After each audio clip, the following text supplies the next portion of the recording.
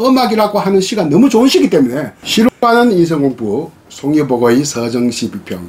안녕하십니까, 송희복입니다. 오늘은 오세영 시인의 음악에 대해서 공부해 보겠습니다. 자, 그러면 낭독을 들어보시겠습니다. 음악 오세영. 잎이 지면 겨울나무들은 이내 악기가 된다. 하늘에 걸린 음표에 맞춰 바람의 손끝에서 우는 악기. 나무만은 아니다. 계곡의 물소리를 들어보아라. 얼음장 밑으로 공명하면서 바위에 부딪혀 흐르는 물도 음악이다. 윗가지에서는 고음이, 아랫가지에서는 저음이 울리는 나무는 현악기. 큰 바위에서는 강음이, 작은 바위에서는 야금이 울리는 계곡은 관악기.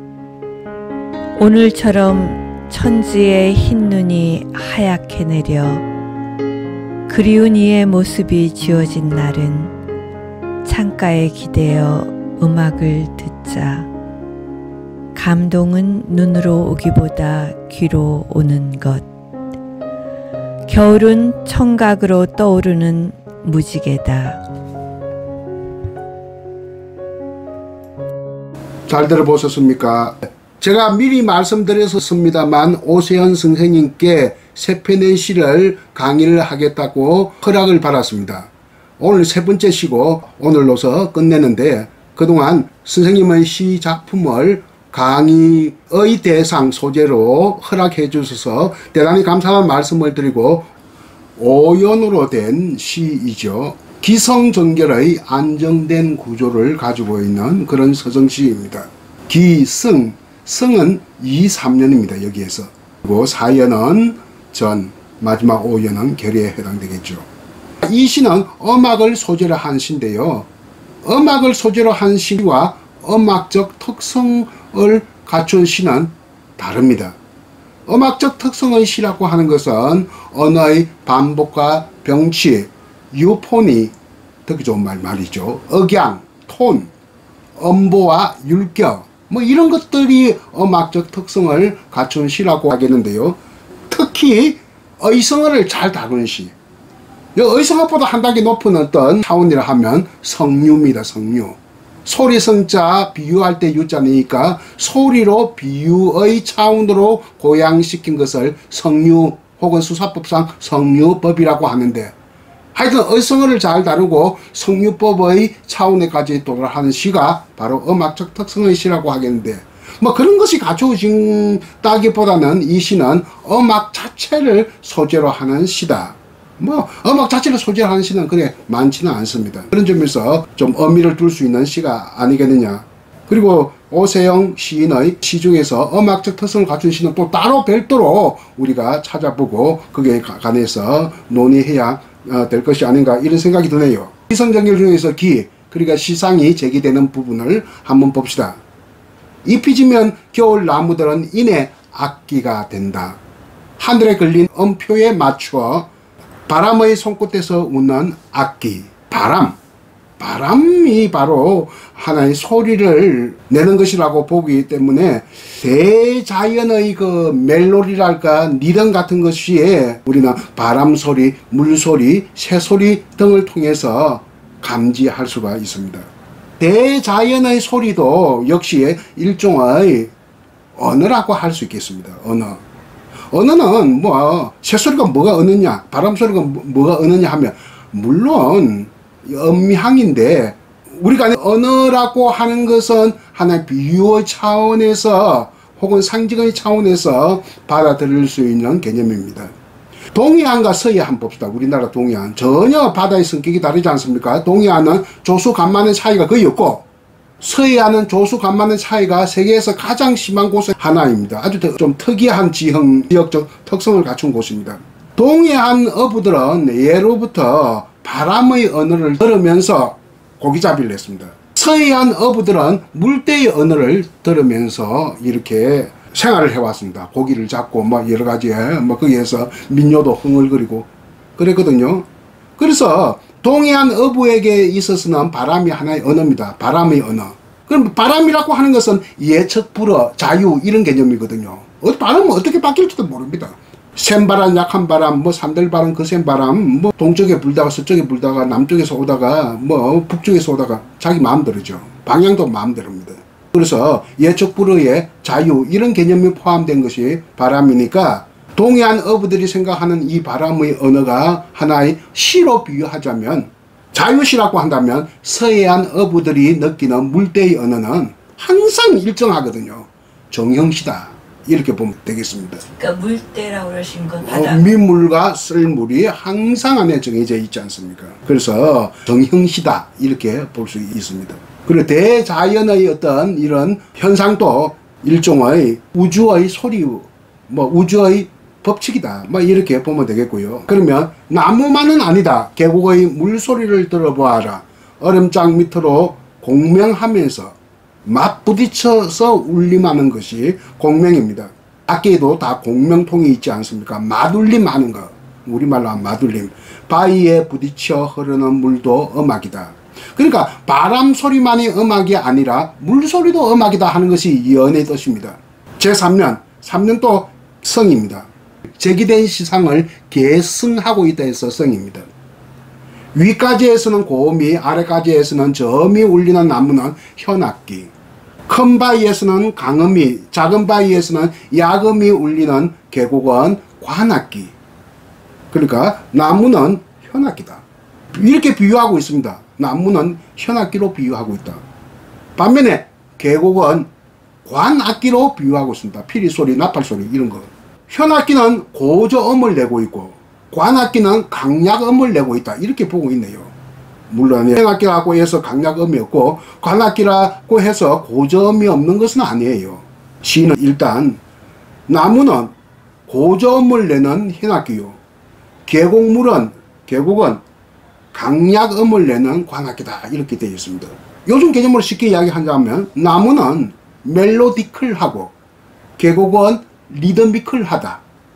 이렇게 또 영어로 써야 잘 알아듣는다는 게 조금만의 좀 뭐가 잘못된 것 같은데 하여튼 나무는 멜로디컬하고 계곡은 리드미컬하다. 리듬. 멜로디와 리듬이 있어야 음악이 되지 않습니까? 다음에 그럼 어떻게 개성된 시상을 전환시키느냐. 그게 바로 세 번째 단계 기성전입니다. 오늘처럼 천지의 흰눈이 하얗게 내려 그리운 이의 모습이 지워진 날은 창가에 기대어 음악을 듣자. 참 좋은 시적 표현이네요. 물론 사람에 따라서는 천지의 흰눈이 하얗게 내리면 그리운 이의 모습이 더 떠올릴 수도 있습니다. 그 대표적인 게 바로 백석의 시 나와 나타샤와 흰당나귀가 바로 그런 시입니다. 그러니까 사람에 따라서 다르다는 겁니다. 지금 오세영 시인의 시에 의하면 천지의 흰눈이 하얗게 내려서 이렇게 천지가 다 하얗게 변해버리면 그리운 이의 모습을 지워진다고 했으니 사람마다 다른 거겠죠. 오세영 시인은 천지가 흰눈으로 덮이면 영혼의 백지 상태가 된다 라고 생각을 한 것 같습니다. 이 상태를 음악적으로 음악의 청감으로 채운다 이래 보고 있습니다. 창가에 기대어 음악을 듣는다. 흰눈이 하얗게 내려서 천지가 이렇게 하얗게 변해버리면 음악으로 이 영혼의 백지 상태를 채운다 라고 되어 있으니 상당히 시인의 감수성이 돋보이는 표현력이다 이렇게 볼 수 있겠네요. 근데 마지막이 더 감수성이 돋보입니다. 한번 봅시다. 마지막 결. 어떻게 시상이 종결되고 있느냐. 시상이 종결된다고 해서 결입니다. 마무리되는 부분. 감동은 눈으로 오기보다 뒤로 오는 것. 겨울은 청각으로 떠오르는 무지개다. 마지막 부분 보세요. 겨울은 청각으로 떠오르는 무지개다. 이육사의 유명한 경구 뭡니까? 불멸의 경구. 겨울은 강철로 된 무지개다 를 나눠야 그죠. 어떻게? 감각적으로 혹은 공감각적으로 재현하고 있다. 패러디하고 있다. 패러디. 그러니까 마지막 부분이 가장 멋있다. 겨울은 청각으로 떠오르는 무지개다. 겨울은 강철로 된 무지개다를 갖다 좀 패러디하고 있는데 패러디를 통해서 재현하는 것은 굉장히 지금 감각적이요. 또 공감각적이기도 해요. 왜? 청각과 무지개는 시각이니까 청각과 시각이 시청각적으로 지금 합치가 되고 있으니까 이거 이미지가 공감각적이다 이렇게 보면 되겠죠. 그런데 전 좀 이렇습니다. 뭐 오세영 시인은 개인적으로 제가 잘 압니다.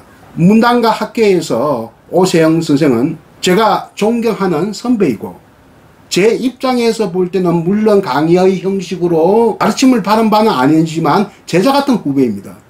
이제 이런 안에 또 예술원 회원이시고 우리나라에서 참 대표적인 시인이신데 제가 이런 말 해서 금방지라는 생각도 스스로 듭니다만 좀 아쉬운 점이 하나 있어요. 마지막 결 부분에 보면 위에 두 행과 아래 한 행, 위에 두 행은 일종의 설명 방식이라고 한다면 마지막 한 행, 그러나 겨울엔 청각으로 떠오르는 무지개다. 이것은 예현 방식이거든요.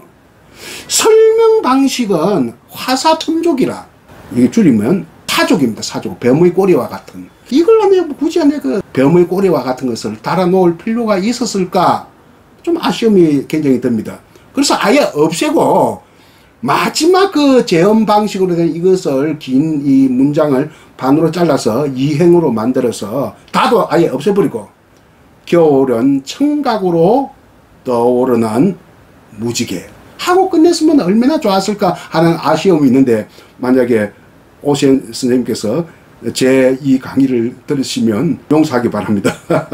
그렇게 되면 설명 방식보다도 재현 방식으로 종결을 하는 것이 더 낫지 않았을까 하는 아쉬움이. 왜 이런 말씀을 드리냐면 음악이라고 하는 시가 너무 좋은 시기 때문에 제가 아쉬움이 그건 또 시가 너무 완벽하면 안 좋습니다. 조금만의 1% 2% 모자란 듯 해야 더 좋은 시가 됩니다. 왜? 시라고 하는 것은 신이 만든 창작품이 아니라 인간이 만든 창작품이기 때문에 정말 조금만 미진한 면이 있는 것도 나쁘지 않다는 생각이 듭니다. 그래서 제가 한 1% 내지 2% 미진한 점을 제가 한 말씀 드렸다 하는 겁니다. 제가 이 강의를 위해서 시와 음악의 관계에 대해서 조금만 준비를 해왔습니다만 어떻습니까? 여러분 더 들을 생각이 있습니까? 없습니까?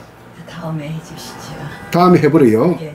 굉장히 이 중요한 얘기인데 한 5분이면 충분히 끝나고 가장 일목요연한 거 정리가 되는데요. 다음에 하시죠.